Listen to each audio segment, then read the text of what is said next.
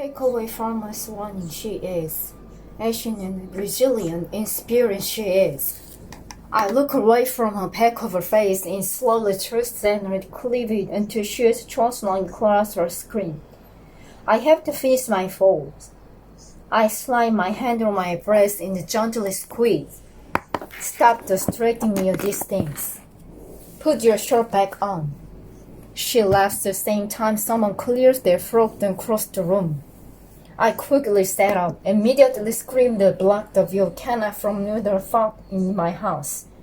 I look up to find my parents standing in the doorway, looking at the ceiling. Kenna immediately screamed away from me and reaches for a shirt. "Oh my God," she whispers. "Who are they?" "My parents. I'm water." I swear, embarrassing me still very happy. I raise my voice, they hear me. "Nice to be 1 year showing up today. I hope Canada fit and my parents are still looking at everything, but I will have your back in the show."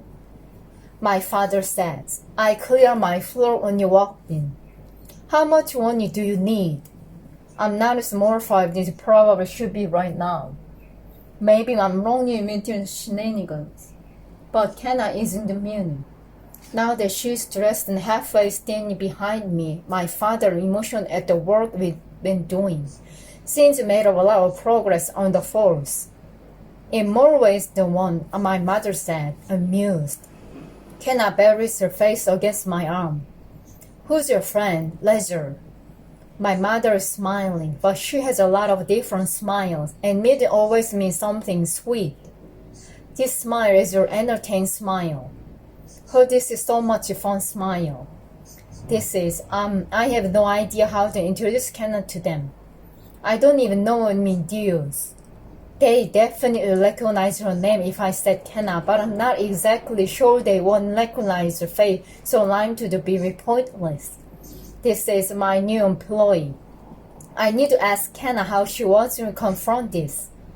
I wrap my arm around her shoulder and lead her to the bedroom.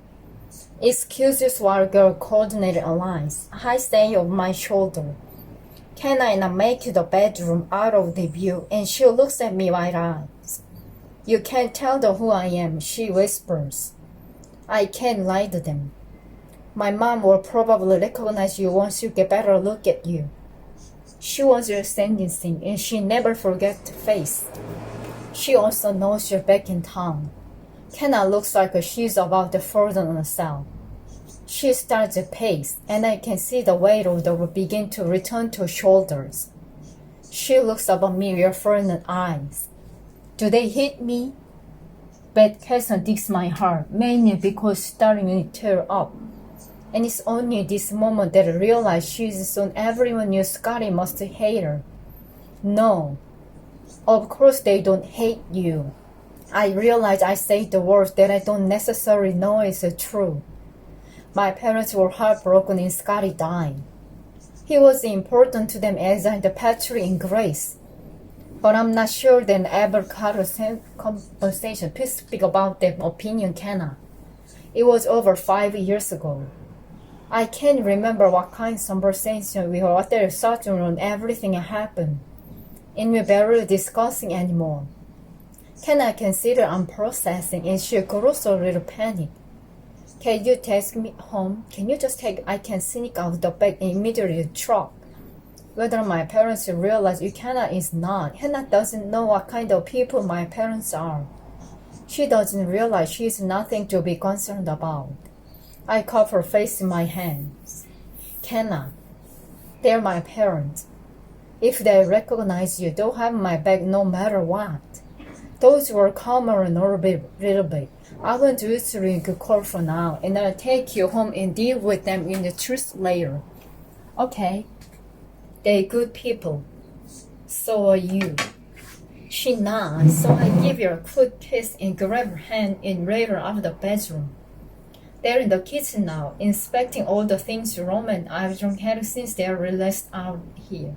When I noticed her return, they both casually leaned against the counter, anticipating this instruction in Iowa Kenna. "This is recall. I will hand my parent." My mother, Robin. My father, Benji. Kenna smiled and shakes their hand, but then she sidled back up to my side like she's scared to move too far away from me. I grabbed her hand at her side. I moved behind the back and squeezed and verified her with a little comfort. It's such a pleasant surprise you weren't alone, my mother says. We thought you'd be out of moving by yourself today. I'm scared to ask. Why are you being morbid? My mother laughs and turns to my father. You owe me $10, Benji. She holds out her hand and my father pulls out his wallet and slaps a $10 bill on the palm. She shows her a pocket of jeans. We better rather than leaving. Remember, we're supposed to be leaving for a honeymoon today. Why am I not surprised? Which one of you begged that I forget Mother's Day? My mother raised his hand. I didn't forget. Check your email. I sent a gift card because I had no idea where to send flowers to this week. My mother takes your $10 bill out of her pocket and hands them back to my father. She walks over me. She finally gives me a hug. Thank you. She doesn't look at Kenna because her attention is still on Mid-Hawk by the patio door. Oh, wow. It looks even better than I imagined. She releases me and passes this collar to the accordion door. My father is still focused on me and Kenna. I can tell you're going to attempt to be polite and include her in conversation, but I know how much she wants to be ignored right now. The call has to go to work. I blow out. I need to give her a ride, and then meet you both at the house. My mother makes some step behind me. We just got here, she says. I want to tour everything you've done. My father's attention is still on Kenna. What do you do, Nicole? Besides, he waves your hand toward me. Beside the ledger.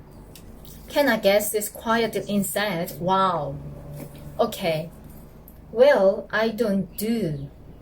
Ledger. I squeeze her hand again. That's not what my father meant.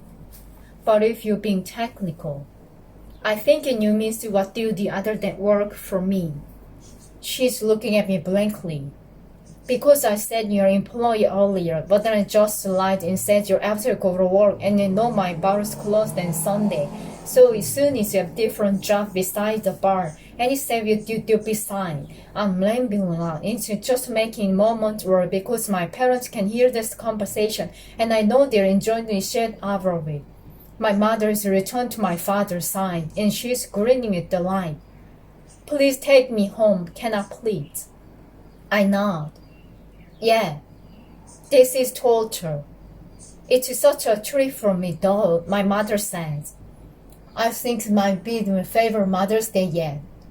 And here you're thinking it's going to be sad because it didn't get married, my father says. What do you think is in store for Father's Day?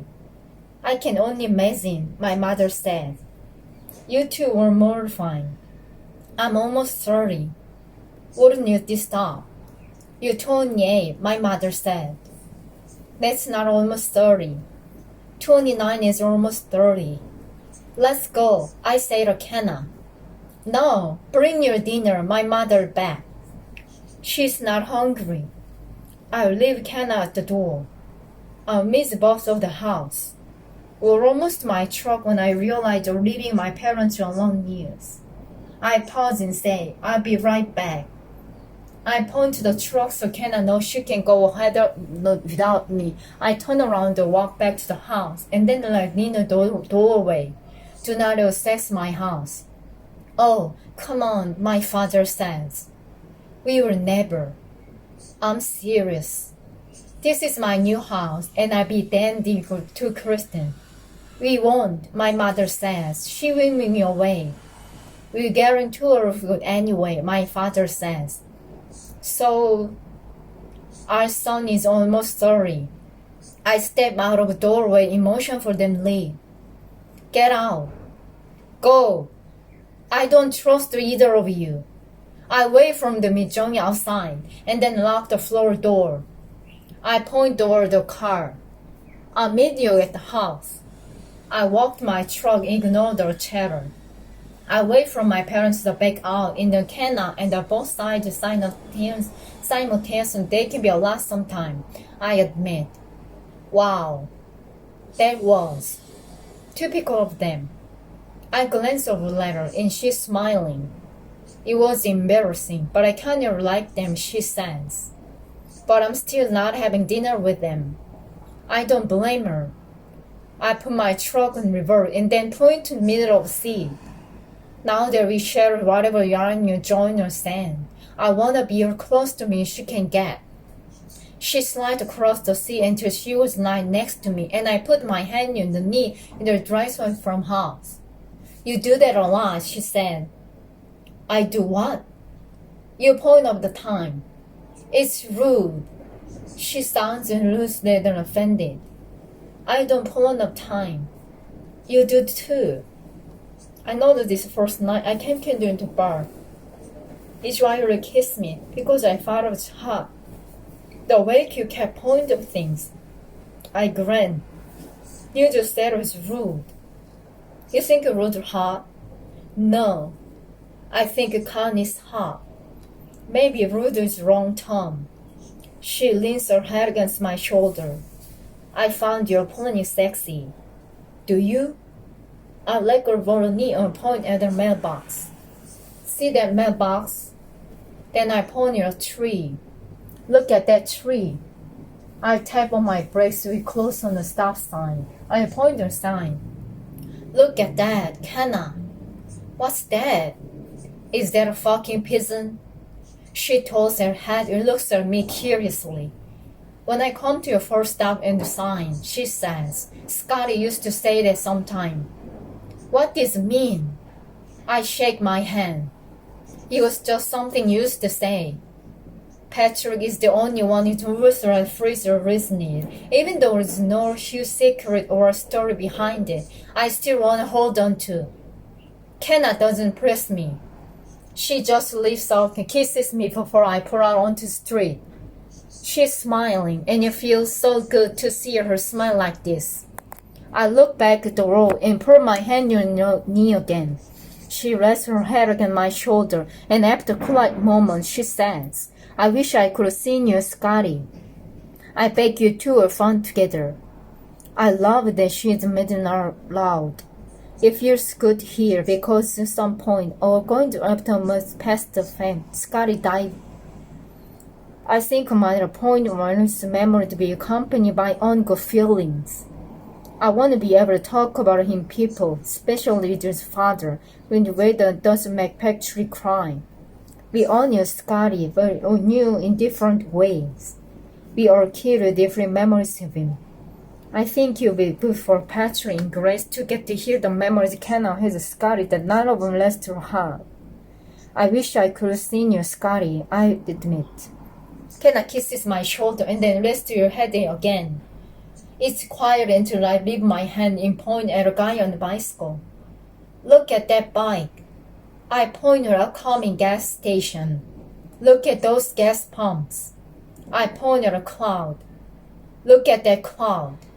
Kenna released her laughter mixed with the groan. Stop. You ruined the sexiness of it. I reluctantly dropped Kenna off of Pullman 2 hours ago. It might have taken 15 minutes from the stop kissing around enough to walk back to my truck, but I didn't want to leave. I wanted to spend the rest of the evening and possible evening either, but my parents asshole who don't believe in schedule and they're always showing up the worst time. At least this time was in the middle of the day. They once showed up at 3 a.m. and I woke up to my father blasting a bird in the backyard in the cooking stage on the grill. My father made birds tonight and we just finished eating dinner about an hour ago. I waited throughout the whole dinner for them to ask me about Kenna. On the call later, but neither of them brought up. Always talked about tonight has been the latest adventure on the road in my latest adventure with DM. They were disappointed to find out DM and the ranger a lot of time. I suggested they call her the next time they feel like driving in. It would make it easier on all of us. My parents always got no wrong Scotty parents. But the Lancer looked Scotty later in life, so then a little older than my parent. I would say they're more mature than my parent. In the true right terms to describe my parent. They're just a little more careful in the instruction. But even though I don't categorize my first and actively close, they share a bond because of Scotty and me. And because DM is like a daughter to me, she's been like a granddaughter to my parents. Which means DM is important to them and want the best for her. Which is probably why, as soon as my father goes to the backyard to clean up the grill, my mother's line to the bar store and gives one of them a smile. This is your secret, and you better spill the smile. I ignore smile in her and continue to wash the rest of the dishes. But my mother said, "Get over here and talk to me before your father comes back inside." I try my hand inside across the bar from her. She's looking at me like she was my secret. It doesn't surprise me. When I say my mother never forgets the face, I don't say that lightly. It's like a superpower. Do the Landers know? She asks. I play gum. Know what? Her head looks to the side. I know who she is, Ledger. I recognized the day she walked into a bar. Wait. What? The day we're drunk? She nods. Now that I think about it, I remember her staring at Kenna when she walked into the bar day. Why was you not saying anything to me about my dad? She didn't even bring it up, spoke to her on the phone a few days later and told her Kenna was back in town. You told me she was leaving town last time you talked, she says. She is. I feel guilty when I say that we are hoping that everything you did isn't true. Or she was. I don't know anymore. Do Patrick and Grace know the two of you are? No. My mother draws a soft breath. What are you doing? I don't know, I say honestly.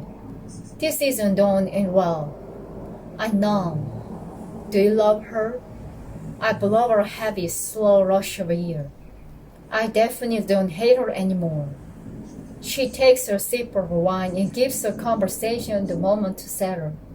Well, I hope you do the right thing. I was an eyebrow. What's the right thing? My mother shrugs. I don't know. I just hope you do it. I release a short laugh. Thanks for the non-advice. That's what I'm here for. To tip around this and call parenting. She smiled and reaches across the bar disc to my hand. I know you'd rather be better right now. We don't mind if you bend us tonight. There's a moment of hesitation on my part, not because I don't want to go to Kenna's place, but because I'm surprised my mother knows she is, yet she's still okay with it. Do you believe Kenna? I ask her after a short pause. My mother looks at me honestly. Scotty was my child, so I felt sorry for everyone involved, even Kenna. But if what happened to Scotty happened to you, I can't say that I'd make a different choice than Patrick and Grace. I think you will illuminate the tragedy side, but everyone be both right or wrong. However, she says, I'm your mother. And if you see something special on her, then I know there must be something special on her. I later want to illuminate. Then I grab my keys and my cell phone and I kiss her on the cheek. Will you be here tomorrow? Yeah, we're staying 2 or 3 days. I'll tell you that you said goodnight. Chapter 36. Kenna. In the shower and I hear a knock on the front door. It startled me because it's more like an incessant pounding. Lady Diana would knock like that. She's the only person who's ever been here at the leisure. I've just rinsed the condition out of my hair, so I opened the bathroom door and yelled, hold on. I frantically tried to dry myself and my hair with a towel, much as I can, or the water all the way from my. I pulled on the t-shirt and a pair of panties, and then grabbed my jeans and head to the door to check the people. When I see the sledger, I unlock the door and then start pulling on the jeans, and Jim makes his way inside. He seems jolly and not fully dressed. He just stands there and stares at me until I get my jeans buttoned. I smile. You ditched me, parent? He pulls me in for a kiss, but I'm caught off guard because this kiss is more than just a kiss. There's so much fun behind the white mask pressed against mine. It's like being weeks with me, but it's only been for about 3 hours. You smell so good. He said his face in my head wet hair. He slides hands my thigh and lifts me and gripping my legs. He walks us to the couch and lowers onto it. This isn't the bed, I tease. He nips at my bottom lip's teeth. It's okay, I'm not as thoughtful I tried to earlier today. I have sex with you just about anywhere right now. If it does it happening, you might want to move me to the inflatable mattress because this couch is questionable. He doesn't miss a beat. He lifts me and drops me on the mattress, but as he's kissing my neck, Abby begins to meow. She climbs up onto the mattress and starts licking Ledger's hand. He stops kissing me and looks at my kitten. This is awkward. I'll put it in the bathroom. I move the kitten to the bathroom and lock her in your food and water. I lower myself on top of Ledger this time. I stir him sitting up, and he lands his hands up down my thigh while his eyes curl over me. Are you still feeling good about this? He asks. About what? Us? He nods. I've never thought good about us. Us is a terrible idea. He grabs the front of my shirt and pulls me down onto her mouth, or almost touching. He rolls her other hand over my ass. I'm serious. I smile because he can't expect me to be serious or worse pressing himself against me like this. Are you trying to have a legitimate conversation when I'm on top of you? His wrist over sort of hovering over me now. I brought condoms. I want to take off your clothes. I want to have sex with you again, but I also feel like I should have a conversation with the landlady before this goes any further. It's just sex. He sighs, then says, "Cannot." He just says my name is lecturing me, but then he pressed his mouth to mine, and it's sweet and soft and very different to every kiss there's come before. I understand what he's saying, but I think I'm tired of circling around this discussion because I like to not think about it for a while. Every time we're meeting, my situation is all I think about. It argues, and to be honest, it's scary. I lift a hand to his cheek and brush a piece of couch for it. So you really want to know how I feel? Yes. That's why I'm asking. We both keep going back and forth. You worry, and then you worry, but the worry won't solve this. I feel like this isn't going to end well. Or maybe will. Either way, you like being with each other, so into it well or ends terribly. I don't really want to waste our time together going in circles about a future we can predict. So just naked and make love to me. Ledger shakes his head but smiling. It's like you read my mind. Maybe, but everything I just said out loud is all I feel. What I feel is terrifying. I know in my heart there's nothing he can say that will change the Langer's minds about me. They aren't even wrong. The decision making for themselves is the right decision because of the decision that bring them most peace. I'm going to respect that decision after tonight. But right now, I'm going to be selfish and focus on the one person in this world who sees me the way I wish everyone see me, and this would mean I have to lie to him and pretend this story can possible happy ending can naturally do.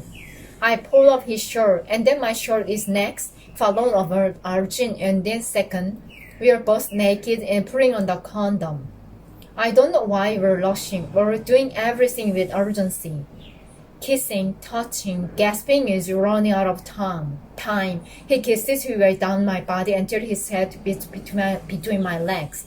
He kisses both thighs before slowly separating me with his tongue.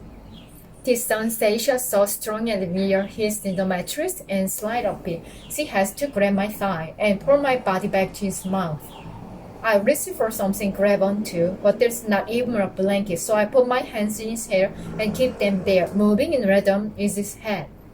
It doesn't take me long to finish, and a sensation works through me, and my legs tense, leisure intense by an emotionless tongue. I tremble and moan until I can't take any more. I meet him back inside me. I pour on his hair until it crawls on my body, and this time he pushes into me in quick movement. He throws so hard, over and over, until we somehow invent the floor next to me in floor mattress, covered in sweat and out of breath by the time it's over. We wind up the shower together, my back against the chest. The water is running over us, is holding me quietly. The thought of us saying goodbye to him at some point makes me want to curl up and cry, so I try to convince myself that I'm wrong about the laundries. I try to lie to myself that something work out between us. Maybe not tomorrow, maybe not this month, but hopefully Ledger's right. Maybe one of these days he can change the mind. Maybe he says something to them or to plan to see, and their sick or grown onto their sweet empathy for me. Whatever happened, I'll always be grateful to him for the goodness given me, whether I gave anyone else or not. I turn around and face him, then I lift my hand and touch his cheek. I would try falling for you even if I didn't love the end. His expansion shifts, and then he kisses the inside of my palm. I felt for you because how much you do. Damn it, leisure. I kiss me for that. Chapter 37. Leisure. It's funny how you works out. I sure waking up in the ocean from New York next to my brand new wife, celebrating a honeymoon right now. Instead, I'm waking on a flat mattress in the bedroom apartment next to a woman I spent so many years angry at. I casting for that. Chapter 37. Leisure. It's funny how I foresaw out. I should be waking up in the ocean from the resort next to my brand new wife, celebrating our honeymoon right now. Instead, I'm waking up on a flavor mattress for the bedroom apartment next to a woman I spent so many years angry at. If someone would show me this moment in a crystal ball last year, I would wonder what could possibly happen causing strange horrible this season. But now that I'm in this moment, I realize I'm here because I finally have clarity. I've never thought more certainly the choice I made in my life that I do today. I don't know what can I to wake up yet. She looks peaceful and I need a moment to formulate the form today. I want to confirm this sooner rather than later. I'm scared what the outcome will be, so a huge apartment will a couple of weeks so I can live the secret full of hope that things will go away. But the wrong way will slap you when you're gone again. The last thing I is perpetuating grace to find out being light to the before I come in from them my thought. Can I move the arm to cover her eyes and then rolls onto her side? She talks herself against me and moans. It's so bright in here. Her voice is raspy and sexy. I run my hand down the roll west over her hip and then grip her thigh, pulling her rather over me. I kiss her cheek. Sleep well? She laughs against my neck. Sleep well? We are sexy 3 times and had to share 4 sides on Florida mattress. I think I slept an hour, tops. It's after 9. You slept more than an hour. Can I sit up? What? I thought the sun came up. She tosses cover sides. I was supposed to be at work by 9. Oh, shit. I give you a ride. I search for my clothes. I find my shirt, but cannot get in a crowd of sleep inside of it. I lift her and set her on the couch and then start to pull my jeans. Kenna is in the bathroom brushing her teeth. The door is open and she is completely naked, so I freeze in the middle of getting dressed because she's got a perfect ass. She sees me staring at a mirror on the lamp and kicks the bathroom door shut with her foot. Get dressed. I finish getting dressed, but then I join the bathroom because I want some of toothpaste. She scoots aside, she's lancing, and I start to squeeze some toothpaste on my finger, but she would draw and pulls out a package and a toothbrush in. I bought a double pack. She hands me an extra toothbrush and then leaves the bathroom. We eventually meet at the front door. What time do you get off work? I pull her to me. She smells like fresh man. 5. We kiss. And let's get fired. We kiss more. Later, I have to go. She mutters against my mouth. While we kiss again. We make it to the grocery store by 10:15. She's 45 minutes late, but by the time we step saying goodbye, she's 50 minutes late. I'll be here at 5. I say. She goes to close the door. She smiles. Just because I brought no does mean you have to my chauffeur. I would chauffeur before you proud. She closed the door but then comes around to my side of the truck. I already have my window down. She leans in and gives one final kiss. When she pulls back, she pauses for a moment. It looks like she wants to say something, but she doesn't. She just stares silently for a few seconds, like something is on the tip of her tongue, but then she backs away and runs onto the store. I'm a mile from house when I realize that the ridiculous smile on my face during the whole drive. I wipe her away, but it's a kind of smile where it pierces every thought I have about her. And all my thoughts this morning have been about her.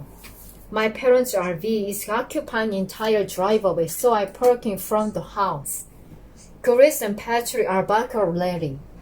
He's out the front door of the yard, and DM is sitting in the driveway bucket of chalk. I first smile off my face. Not that a simple smile would give away everything that's happened in the last 24 hours, but Patrick knows me well enough. It might think my behavior is due to a girl. Then he'll ask questions. Then I'll have to lie in there even more than I have been. DM turns around to close my truck door. Rachel was meeting me in the middle of the street. I scoop her and give her a big hug. Did you have found a grand unknown's house? Yeah, we found it total. No, let me keep it. It's in my room in a glass thing. I wanna see. I put her back down and she grasped my hand before we even reached the grass. Patrick and I make eye contact. My heart immediately sinks. His face is hard. There's no alone. It's the most design ever seen them. His eyes fell to the DM and he said, "You can show in your total in a minute. I need to talk to the Razor." DM can feel the tension radiating from me, which is why he skips in the house while I'm frozen at the edge of the grass, picturing the mind's watering. When the front door closes, he doesn't say anything. He just continues to water the grass, like he's waiting for me to admit my fuck up. I'm worried from a reasons one.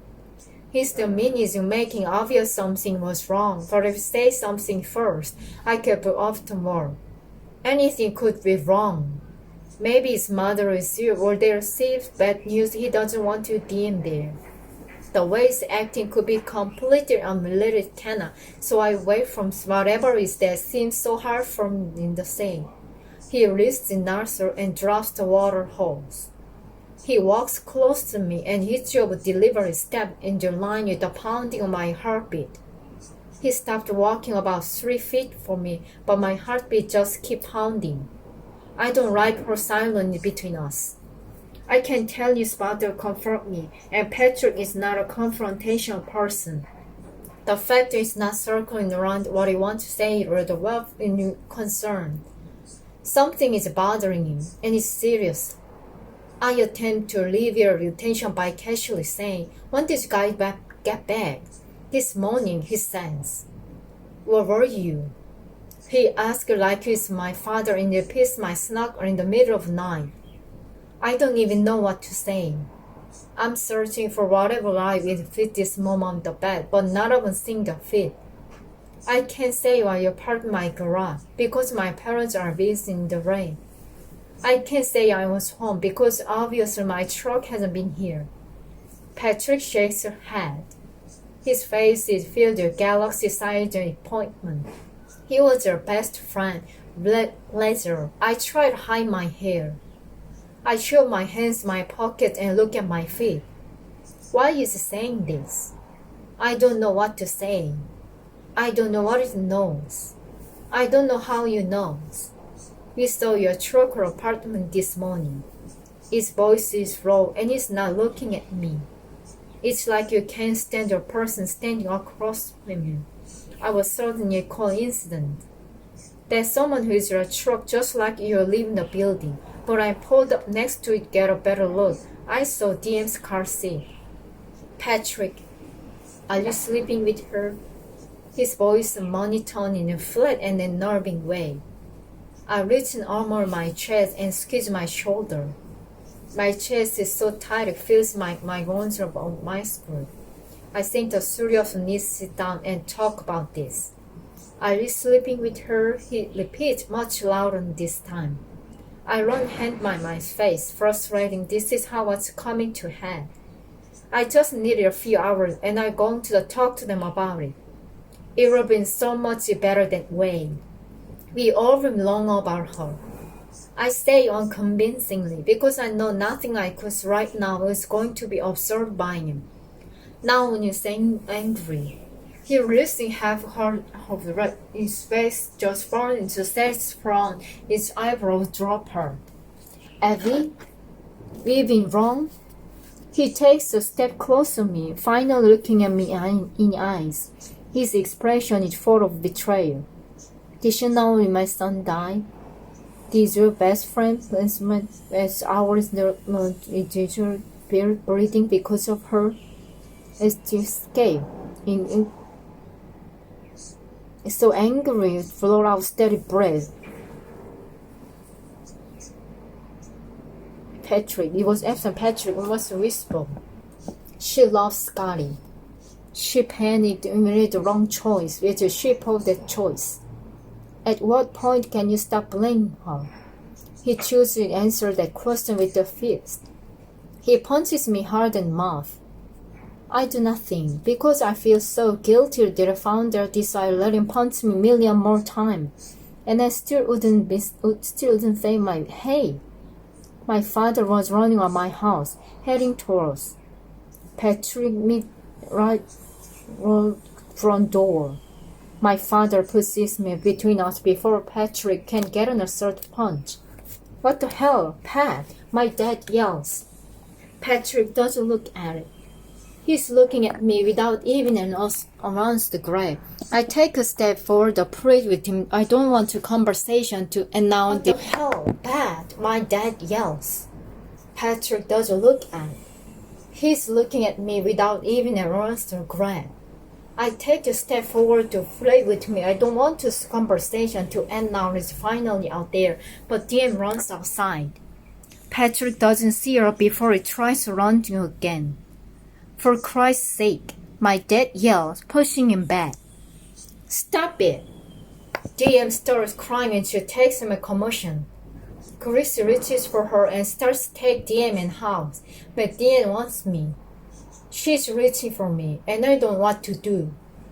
I wanna go with leisure DM builds. Chris half turns, looks at me. I can tell by the look of betrayal in the face that she might even warn if Patrick is right now. Grace, please, just hear me out. She turns her back to me and disappears with DM inside her house. I can hear DM cry even after the door closes, and I feel like she just ripped off my chest. Don't you dare try your choice on this, Patrick says. You can choose that woman, we can choose DM, but don't you dare try to make us feel guilty for a choice we came to peace with 5 years ago. You did this, you did yourself, you just walk back inside. My father released my arm. He moves so knees in front of me. I'm sure he's gonna try to calm me down, but I don't give me opportunity. I walk my truck and leaves. I go to a bar, but instead of going inside, I beat on the door of the Roman stable. I beat constantly until he opens it. He looks confused, but then he sees my busted lip and he said, "Ah, hell." He steps inside and then follows me up the stairs to his apartment. I go to the kitchen and watch some paper towels to wipe the blood from my mouth. What happened? I spent night or cannot. The lens you found out. Patrick, did I? I nod. Roman's eyes narrow. You didn't hit him back, did you? He's like 60 years old. Of course not, but not because of age. He's as strong as I am. I didn't hit him back because I deserved this. I pulled a paper towel from my mouth. Oh, the whole thing is covered with blood. I walked to the bathroom to inspect my face. My look's okay. It'll probably be overbrewed, but my lips sliced open inside. I think it missed so hard my tooth covered my lip. Fuck! Blood is flowing at my mouth. I think I need stitches. Roman looks my mouth and then resists. Shit, man. He grabs the washcloth and lets it and hands it to me and said, Come on, I'll drive you there. Chapter 38. Kenna. There's a little more bouncing steps soon as walk out of store and spot Ledger's truck across the parking lot. He sees me exit this store. He drives across the lot to pick me up. I climb inside the truck and scroll across the seat to give him a kiss. He doesn't turn to face me, so my lips on their cheek. I was sat in the middle as his cursor is down. He's got a drink at the cup holder, so I sit in the passenger seat and hold my seat back. He's wearing shirt and hasn't looked at me since I got into the truck. I began to grow concerned, but then he reaches across the console to hold my hand and puts me at ease. I was starting to worry about his spent the day regretting last night, but I can feel in the way he squeezed my hand he's happy to see me. Paranoid is annoying. Guess what? What? I got a promotion. Cashier. It pays $2 more hour. That's great, Kenna. He still doesn't look at me though. He released my hand and leans her elbow on his door, resting his head against the left hand while he tries with right. I stare at him for a little bit, wondering why he seems different. Quieter. My mouth is starting to run dry, so I say, Can I have a sip of a drink? Ledger takes it out of a cup holder and hands it to me. It's sweet tea, a cup of water or so. I take a drink and stare at all the time. I put the cup back in the holder. What's wrong? He shakes his head. Nothing. Did you talk to them? Did something happen? It's nothing, he says, his voice thick with a lie. I think he recognizes how unconvincing it sounds because after a pause, he adds, Let's just go place first. I'm sinking to my seat when he says that. Anxiety rolls through me like a wave. I don't push him to tell me now because I'm scared Nora has him so stiff. I stare at my window hallway to my apartment with a gut feeling that last time Leisure gives me a ride home. He pulls in the parking spot and kills his engine. I unbuckle and exit the truck, but after close my door, I realize he's still sitting there. He taps his steering wheel with his thumb, looking lost in thought. After several seconds, he finally opens his door and gets out. I walk around to meet him, get a better read on him, but I pause as soon as I face to fit him. Oh, my God. His lip is swollen. I rush up to him, just as he slides his sunglasses on top of his head. That's when I see the black guy. I'm scared to ask, so my voice is timid while I say what happened.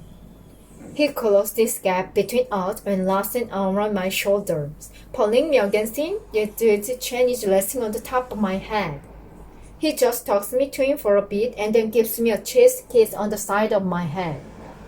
Let's go inside. He slips a hand to mine and lifts me off the stair. Once we're inside my apartment, I barely have the door shut before I ask him again. What happened? Ledger. He leans against the counter and grabs my hand. He pulls me in and smooths my hair back, looking down at me. They saw my truck here this morning. Any morsel hopped my lap this morning and immediately disappeared. He hit you? Ledger, no, and I have to back away and compose myself because I feel nauseous. I want to cry because how made my pastor have to be his someone. The way Scotty and Roger have talked about him, he doesn't seem like type loses temper easily, which means they hate me. They have me so much thought about Roger and need to get me generally come and lose his mind on him. I was right. They're making him choose. The panic begins spraying my chest, all the other parts of my body. I take a sip of water and then pick up Ivy, who's me under my feet. I pet her. I try to find comfort in prison. She's my only concern now because this story and ending exactly how I predicted. No plot that's wrong. I came here with one goal and not just ride virtual ship with the Landrys and with my daughter. But they made it very clear it's not something they want. Maybe it's just not something they can emotionally handle. I put my baby back on the floor and then fold my arms across my chest. I can't even look at Roger when I ask him this question. Did Dad ask you to stop seeing me? He asked Hill, and his side is everything I need to know. I try to hold it together, but I just want to leave. Or maybe I need to leave. This apartment, this town, this day. I want as far away from my daughter as I can. The closer I am to being able to see her, the more tempting it becomes just to go to house and take her. I'm desperate not to stay here too much longer. I might do something stupid. I need money. Roger looks at me and didn't understand question, or he can't process what I need money. I need to move, Roger. I can pay you back, but I need to leave, and I don't have enough money to get a new place. I can't stay here. Wait, he says, stepping toward me. You're leaving? You're giving up. His choice word makes me angry. I said I tried pretty damn hard. They have a restraining order against me. I wouldn't call that giving up. What about us? You're just going to walk away? Don't be asshole. This is harder for me this for you. At least you'll just get the aim in the end.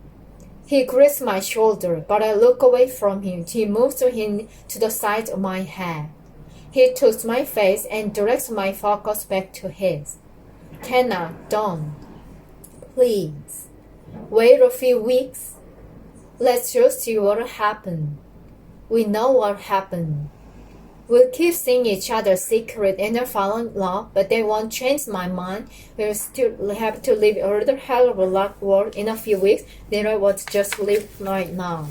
I walk to the closet and grab my suitcase. I open it and hustling in flat of mattress and start throwing my shit in it. I can take a bus to the next town and then stay in a hotel and try to figure out where to go.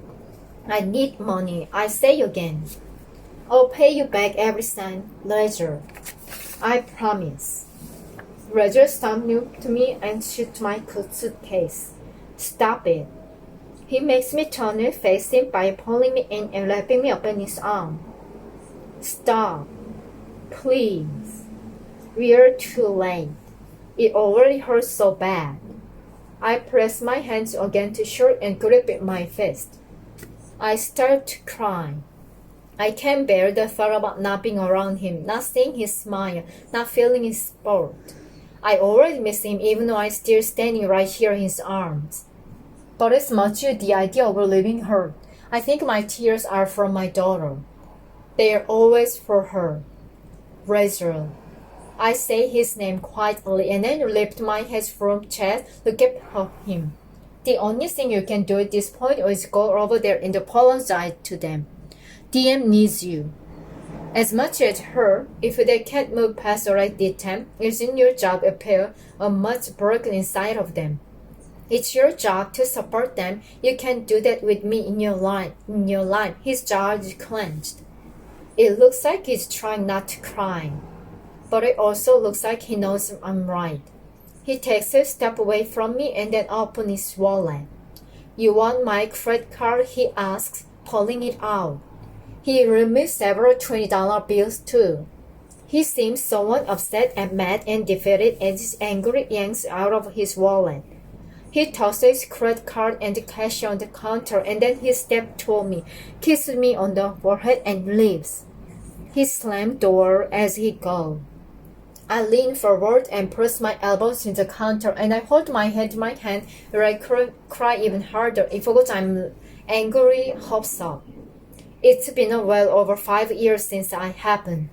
If they were ever going to forgive me, they have done it by now. They were just not the forgiving type. There are people who find peace or forgiveness, and then there are others who like their forgiveness as a betrayal. To them, forgiving me feeling betraying their son. I can only hope they'll change their mind someday, but until then, this is my life. This is where it's led me. This is where I start over. Again. And I'm going to have to do it without Rachel agency encouragement is believe me. I'm sobbing now, but I'm still able to hear the front door when it swings back open. I lift my head as the slammed door shut and stride across the room. He lifts me, setting me down on the counter shoulder eye to eye, and then he kisses me with the saddest, desperate is the last kiss I'll ever give me. After breaking a kiss, he looks at me with determination when he says, I am going to be the best person I can be for your daughter. I promise. I'm going to give her best life, and when she asks me about mother, I'm going to tell her what a wonderful person you are. I'll make sure he grows up knowing how much you love her. I'm a fucking mess now because I'm going to miss him so much. He pressed me strong mouth to mine, and I kissed him gently because I don't want to hurt. Then our forehead meet. It looks like it's trying to keep his composure. I'm sorry I couldn't do more for you. He starts to back away, pulling apart from me, and hurts too much watching go, so I stare at the floor. There's something beneath my feet. It looks like a business card, so I start off the counter and pick it up. It's a leather snow compass card. It must have fallen out of his wallet and he took every hour of it. Leather, wait. I meet him at the door and hand him his card. You need this, I say, sniffling back tears. You're so close, afraid sooner come. He laughs through his pain, taking the card from me. But then he winces and drops his forehead to mine. I'm so angry at them, Kenna. This is unfair. It isn't. But it isn't up to us. I kiss him one last time and then I squeeze his hand and look at him pleadingly. Don't hate them. Okay? They're giving my little girl good life. Please don't hate them. He barely nods, but it's not.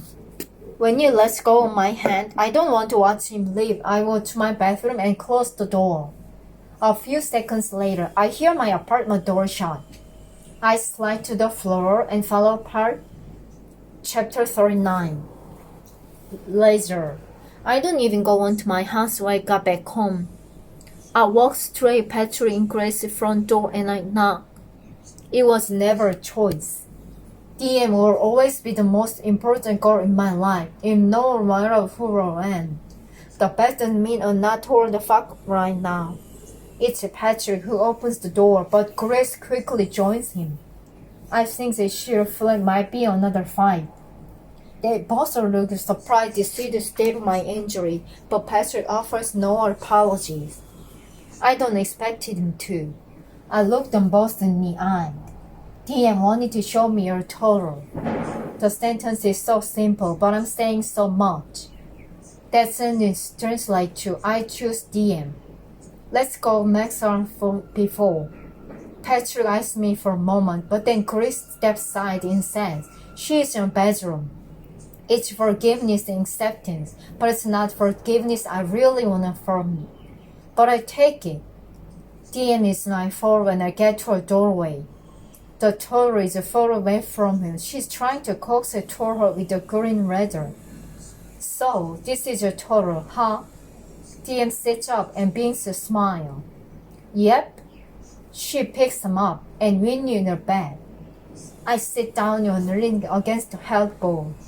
She crossed the middle of the bed and hands me the toddler and crawls up my side.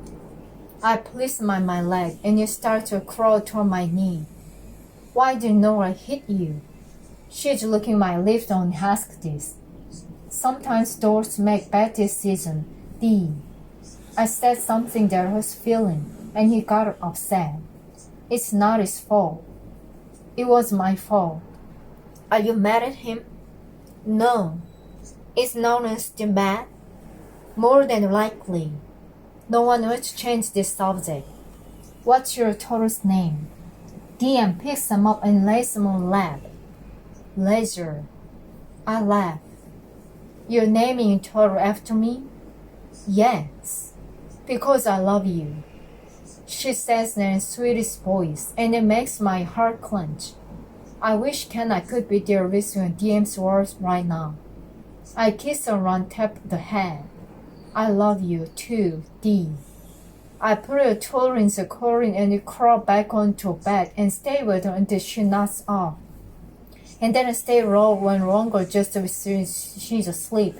I know Patrick and Grace love her, and I know they love me, so the last thing we will ever do separate the two of us. They can be angry, but they also know how much DM loves me, so even if three of the kids works her out, I know I'll always be a huge part of DM's life. And as long as a part of DM's life, I'm going to fight for the best for her. I should have been doing it all along. And what's best for DM is having her mother in life. It's why I did before I left Kenna's apartment. As soon as Kenna closed the bathroom door, I closed her apartment door and pretended to leave. Instead, I grabbed her phone. The password is its guest DM's birthday. I opened the Google Docs and found the file with all the letters she's written this card. I found the file in my email address before sneaking out. I stay in DM's bedroom and pull up Patrick and Grace's printer let work on my phone. I open my email and find the letter delayed to me, and I skipped over the rest of the letter she's written Scotty. I've already violated privacy enough by using a phone and forwarding this myself. I don't plan on reading any of others. She tells me I can someday. Tonight, I just read on one of the letters. I had print and I closed my eyes and listened for the sound the printer activate and Patrick's office across the hall. I waited until finish the printing and then sneak out of DM's bed and wait a moment in the room to make sure I didn't wake her.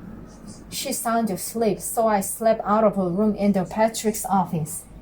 I grabbed the letter off the printer and made sure all of it printed. Wish me luck, Scotty, I whispered. When I'm urging for hallway, they're both in the kitchen.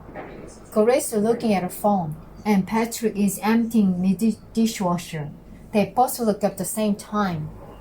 I have something I need to say, and I really don't want to yell, but I will have to, so I think we should go outside because I don't wake up DM. Patrick closed the dishwasher. We don't really want to hear what you have to say, Leisure. He motioned toward the door. You should go. I have a lot of empathy then, but I'm afraid I've just met my limit. A wave heat clamps on my neck, but I try to push down my anger so hard when I'm giving her so much.